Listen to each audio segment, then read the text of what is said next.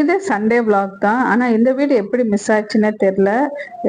அன்னைக்கு சண்டே ரொம்ப பிஸியா போச்சுன்னு சொல்லியிருந்தேன் இல்லையா? அதே மாதிரி வீட்டு வேலையும் வந்து அடுத்தடுத்து நம்ம செஞ்சுட்டே இருந்தோங்க.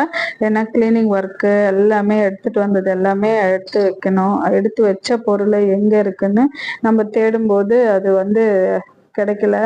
அந்த மாதிரி எடுத்து எடுத்து எல்லாத்தையும் தேடி பார்த்து வச்சுட்டு இருந்தோம். அதுக்குள்ள யாஷி ஃப்ரெண்டு அவங்கெல்லாம் வந்திருந்தாங்க, கசின்ஸ் எல்லாம். அதனால அவங்ககிட்டயும் கொஞ்ச நேரம் ஸ்பெண்ட் பண்ணியாச்சு. ஏன்னா கரெக்டாக அவங்க லன்ச் டைமுக்கு வந்திருந்தாங்க. அப்படியே அவங்களும் ரொம்ப நாள் ஆச்சு பார்த்துட்டு, அப்படியே ஃபோட்டோலாம் எடுத்து வீடியோலாம் எடுத்துட்டு சாப்பிடவும் உட்காந்தாச்சுங்க. சாப்பிட்டுட்டு அதுக்கப்புறம் அவங்க என்ன பண்ணாங்கன்றதை நீங்களே பாருங்க.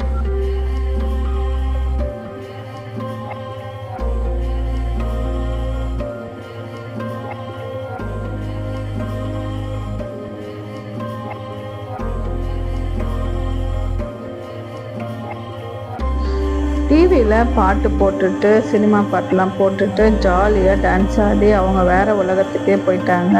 நான் இருக்கிறது அவங்களுக்கு ஷையாக இருக்கான். அதனால் வந்து நானுமே போயிட்டேன். உள்ளே வேலையெல்லாம் பார்த்துட்டு இருந்தேன்.